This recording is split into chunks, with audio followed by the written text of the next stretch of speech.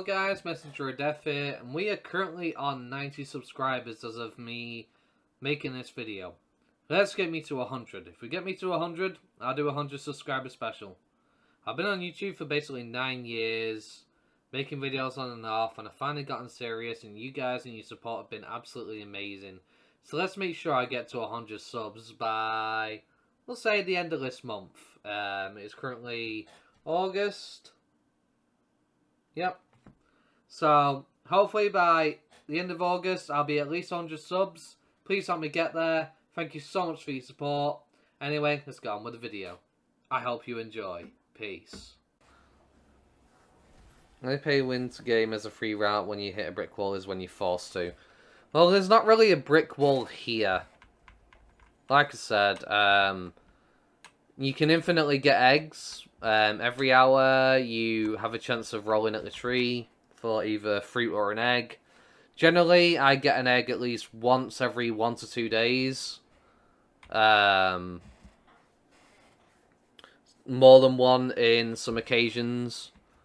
It just depends how much you're playing, though, of course. Like, if you was playing for maybe, like, 3 hours every other day, then it's going to be a lot less rewarding for you. But if you're playing pretty much every day, for, like, say, 7 or 8 hours, you have more chance of rolling for an egg. Any game can be truly fun without that aspect. Yeah, like, I'm really enjoying this. I've not had to spend money. I chose to do it. Because I'm preparing for the future. If there's something that I see that I'm like, okay, I want to guarantee this line. For example, I want Bakumon. So, thankfully, I got a coupon code which gave me a champion guarantee of my choice. As long as I have a Digimon that can turn into it, I can guarantee it. So I can get a Bakumon guaranteed. And because Bakumon's great, once I get Bakumon leveled up and I get the right stats onto it. Yeah, true. They're planning on making it global within like within 1 to 2 years, so we'll see. But I don't think there's really any brick wall. The reason why I say that is if we actually have a look at my Digimon right now, these blocks that you get to unlock these, you get every single day. There's no locking this behind a paywall in any way. So, essentially, if I, say, had enough blocks to open all of these, obviously you gotta go 1, 2, and then 3 in order. And I roll, obviously, bits I get from defeating Digimon. So, I get all this filled with int. My Digimon's going to be extremely powerful and able to do the content, right? There's no pay-to-win aspect in terms of the skills as well. I can earn these by doing dailies and things like that. So I can max out my skills to level 10 just by playing enough and doing enough dailies. And I don't know if later on in the game mobs drop this kind. I've heard that apparently purples start dropping in the desert area. So I'm assuming at the end game content sort of place right now, you'll start to be able to get these for your ultimates by defeating enemies like these. I can max out my skills. So my Digimon can essentially reach full potential without any form of payment. There's no paywall behind that. The only thing that will take me a long time to do in terms of this would be to get some free bonus stats. For example, if we look at my War Greymon right now, you see that 12%? I got that through the Digivice. So the Digivice, essentially, you roll and there's a certain amount of circles which light up, which give you free stats. Best of the best if you pay $100, or otherwise it's locked unless paid for, or it's super rare to get. Yeah. So, in a way, there are certain Digimon that are better than others right now. For example, in the PvP scene, there are certain Digimon which vastly outshine others. So, if you spend money, and you can guarantee that Digimon line, you can get the best Digimon for PvP right now, that are currently out. So, technically, that is pay to win, is how I see it. But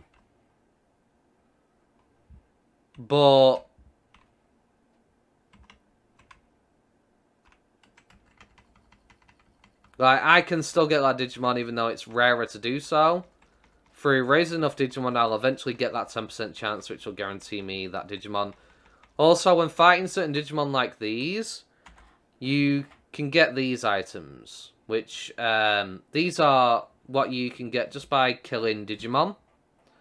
And that increases by 1%. So if I farm a Digimon enough, at least on Champion or higher, so I will start to get these items. I can guarantee what I want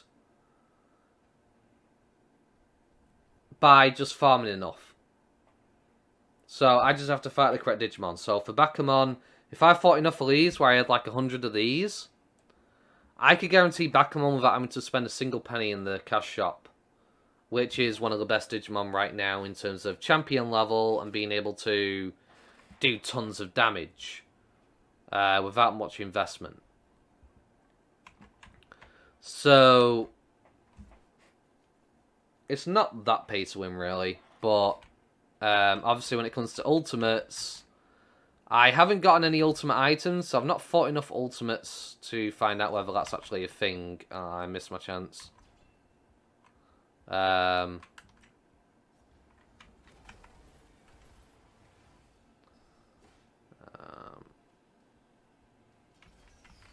But I also consider pay to win where it gives you just an advantage in general. Any form of advantage, even if it's minor, I do class that as pay to win, at least for me anyway. So, not massively pay to win, but the pay to win aspect can be there to a degree.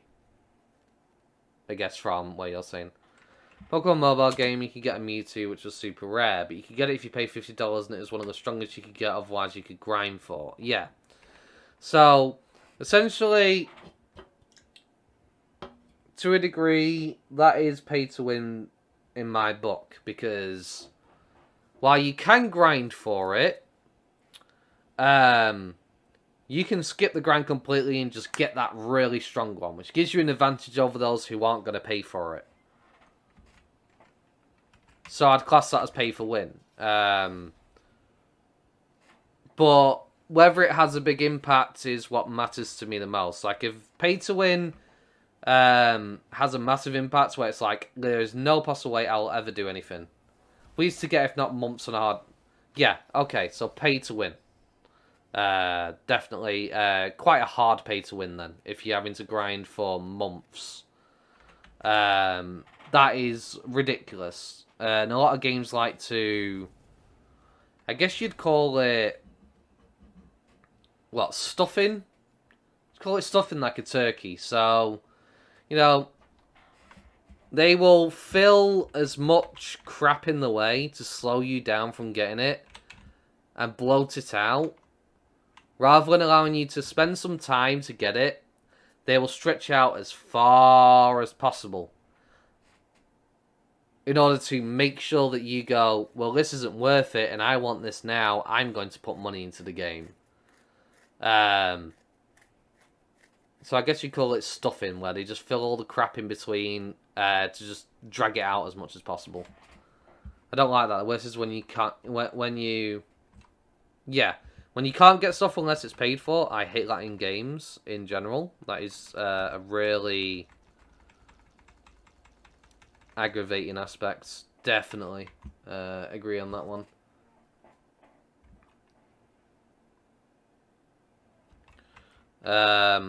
If it comes to the point where you have to pay or you cannot get, I won't play it, essentially.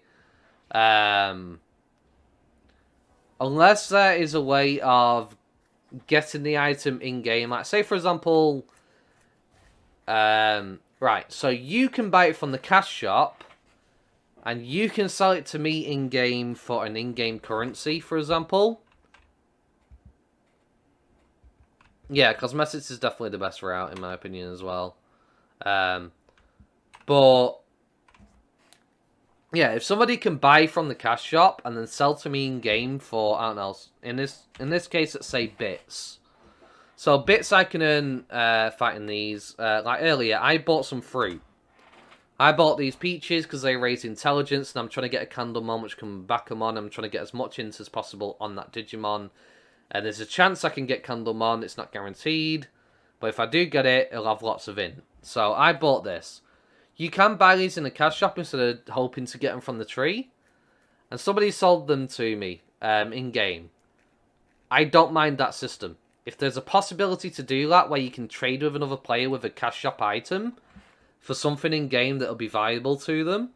For example, bits in this case. He wanted bits. So he was selling fruits for bits.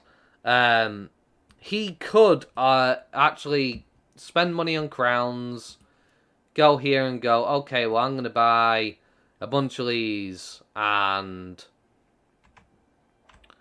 sell them to players. That is definitely... I don't mind that system. That is fine in my book, because what the whales will do in order to shortcut is they will buy that item and then sell to you or me in game to save them time. I don't mind that system. That is fine by me, because at least I'm able to get the item and I'm not basically cut out of the winnings, if that makes sense.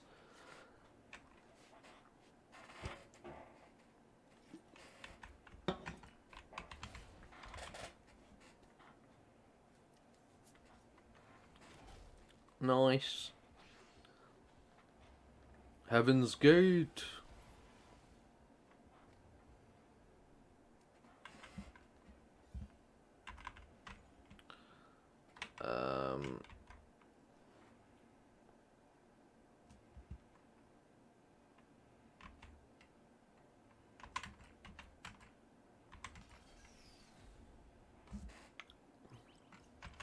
Nice, nailed it. Boom. Okay. Oh, it popped up again. I wasn't expecting it to pop up again so soon.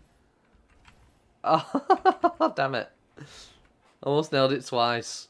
Quick time event. Okay. Heaven's Gate.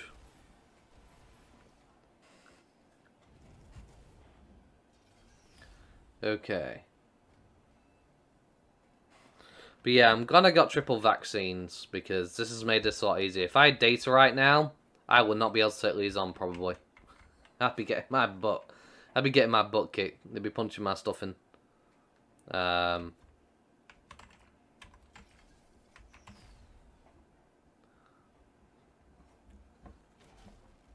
Nice.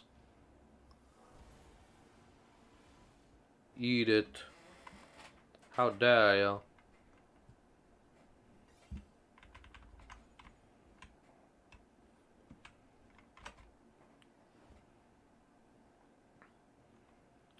So, some of the reason that magnet isn't actually working right now, because the magnet is supposed to pick stuff up for me automatically, but instead I'm having to pick them up. Even going that route is difficult because the fact they tend to overcharge, and that begins with 1, then everyone does it. Yeah, I do see what you're saying. But I'd rather that than it being like nothing but that option, where you have to pay.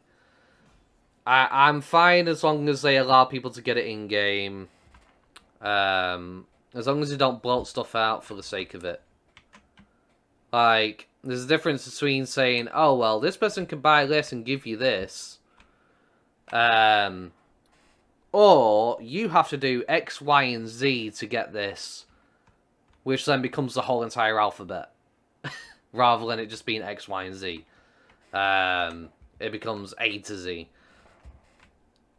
By just straight up stretching as far as possible. I'd rather have the option to get it in-game rather than it just being not available at all without paying. So there's different levels of tolerance for me in what I find acceptable. Because I don't have the most money. Money is not something I have a lot of. So I wouldn't say stingy, but because I have to watch what I spend on and how much I can spend so much. Obviously, for somebody like me, not having the luxury of being able to be a whale and then playing a game that is heavily focused on whales and manipulating for cash. It's just yeah, it sucks because it ruins my gaming experience. I mean, it's like what somebody said in my stream yesterday. Yeah, others begin. Yeah, the economy rises to a godly amount. Yeah, totally agree there. It can go that way. Things can become so overpriced. But yeah, somebody said in my stream the other day. Back in my day, I remember when games. Okay, I just got an egg for free. See that? Hey, so you can farm these for eggs. There's a very low chance to get them.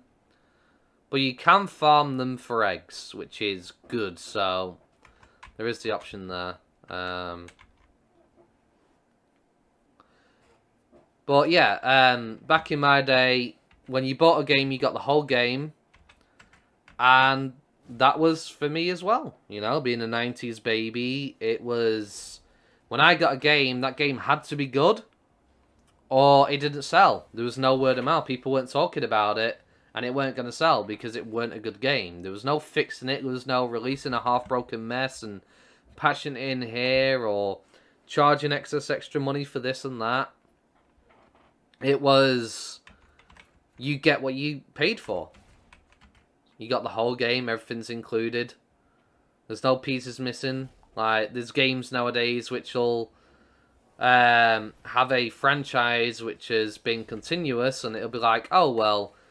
You know how you've played through most of these games up to this point? You know, we're on our third rendition of the game.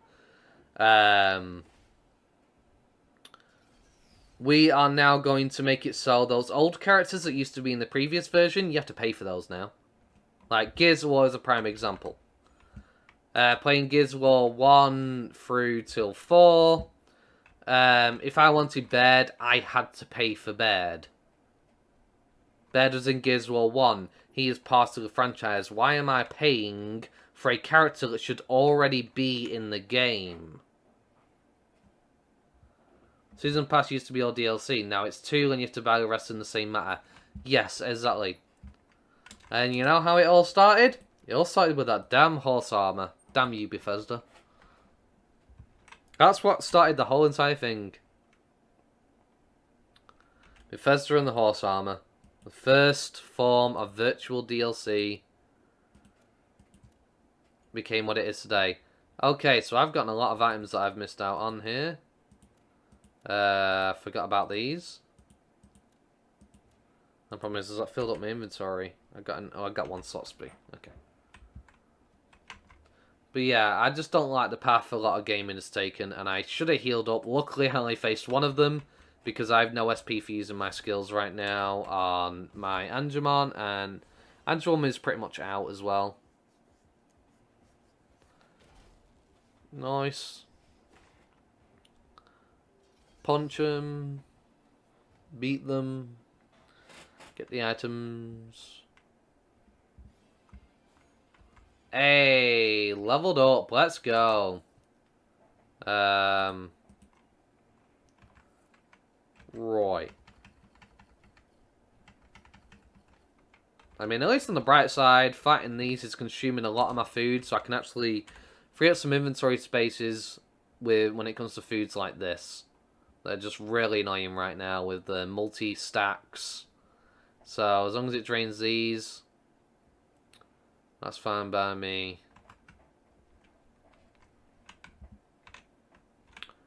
How many fights we got? We got about 3 or 4 more fights before we run out of EVP. It's going to be a long grind to 60 against these, honestly. I kind of want to do a test on my bits and whatnot. Because I am very curious about something at the moment.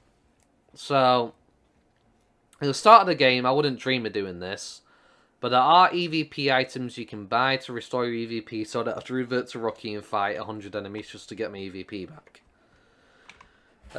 So I get money for every fight against the Digimon, and sometimes I get more, sometimes I get less. So I've got 314k. If I wanted to get EVP filled for all these, it'd be 135k. Can I get 135k before my EVP runs out? It's something I want to test, but I don't know if I really want to waste the bits. That's the only issue right now. But I do want to test it. Okay. Heaven's Gate. Nice. Got it. Nailed it.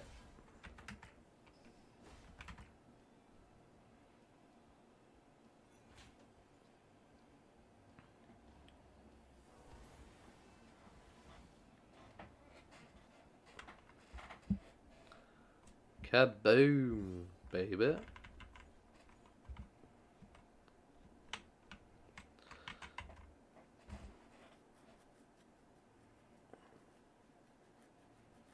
Because each fight cost me 2.5. Let me just try and work this out real quick. Probably shouldn't be doing that while I'm trying to focus on a battle, but... So, 2.5, 10 fights is 25, that's 4 fights, no. There is no way I would earn enough bits to sustain if I'm getting 400 each time, or 800 each time, still wouldn't get enough. So... yeah, because 2.50 per fight with an ultimate, in terms of the amount of EVP that's consumed.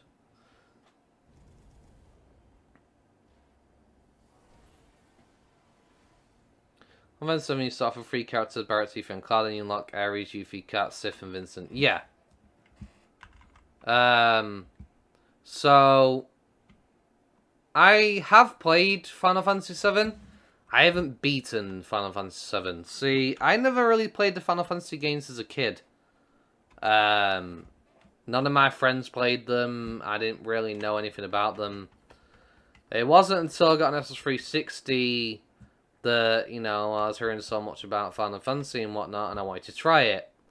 I then went to my mum's boyfriend at the time and said, you know, for my birthday, because he asked me what I would want, I said I want a Final Fantasy game. Instead, he got me Infinite Undiscovery.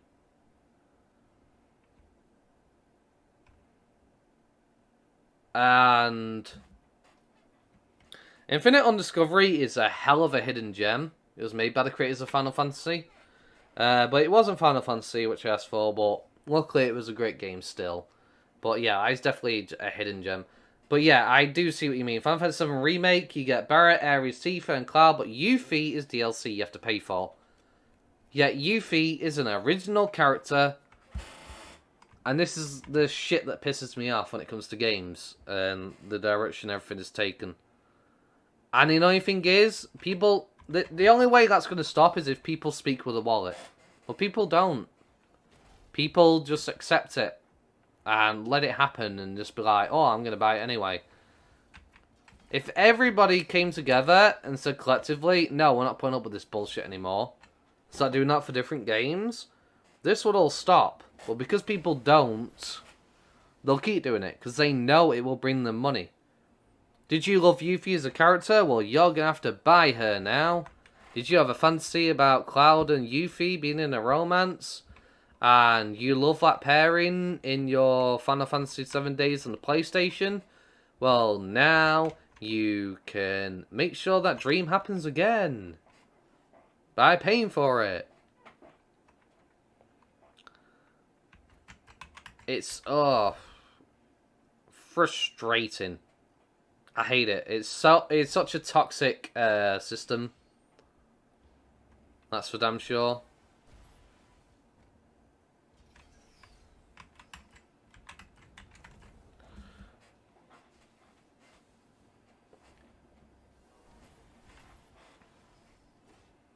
But yeah, I never played the Fantasy games as a kid. My first taste of Final Fantasy, like actually playing Final Fantasy, sadly to say, was Final Fantasy 13. That was my first taste of Final Fantasy. I know a lot of people said it was very bad. I never beat it. I enjoyed it somewhat to a degree. But then I played Final Fantasy 15. Then I heard about how good 7 was, started playing that. I played Final Fantasy 9.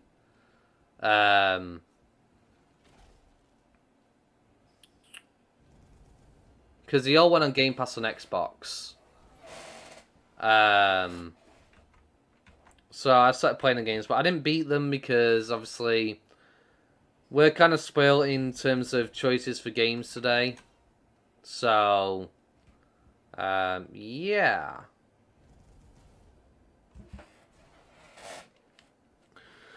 I end up having other games that I was playing as well, and other obligations and things. So I just never finished any of them. But I was enjoying Final Fantasy 9 and 7, definitely. But the whole Chocobo farming thing that you had to do with Final Fantasy 9 kind of killed it for me, because I heard it was important for getting certain items in the game and whatnot. And the grind for that was unreal. It just kind of killed the game. Final Fantasy 7, 10, 13, 15. Did you ever play Final Fantasy 14?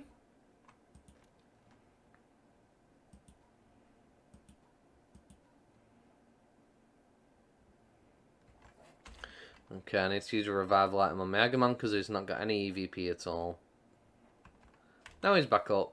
That's the most we can farm for right now.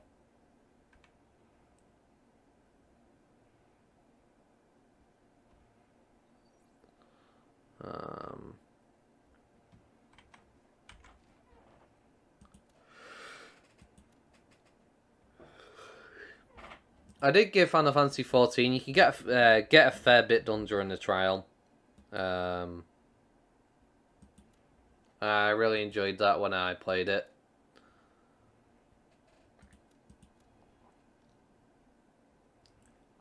Not touch 11 or 14 because it was paid to play. Okay, so yeah, essentially, I guess you could say 14 was paid to play, so to speak, but that's sort of like the DLC expansions.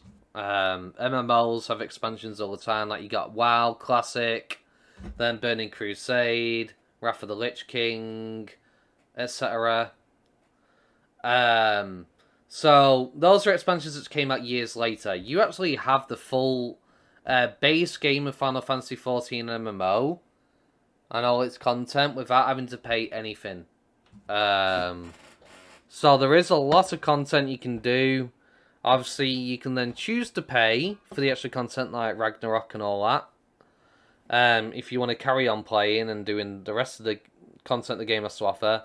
But in terms of what's available on the free-to-play, there is so much. The only downside I would say about free-to-play is the fact that you can't join guilds.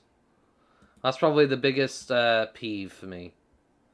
Monthly sub I don't like with WoW. Yeah, I played classic vanilla WoW up until Mists of Pandaria. But Final Fantasy 14, you don't have to pay subscription base. You can stay on the trial until you pay, and then you have to keep paying. So, as long as you don't pay, you can stay on that trial for as long as you want and just keep playing the game and trying all the different classes. And you can do it all on one character. You don't have to keep changing character all the time. Which is really good. Right. We need to change... we need to heal you up.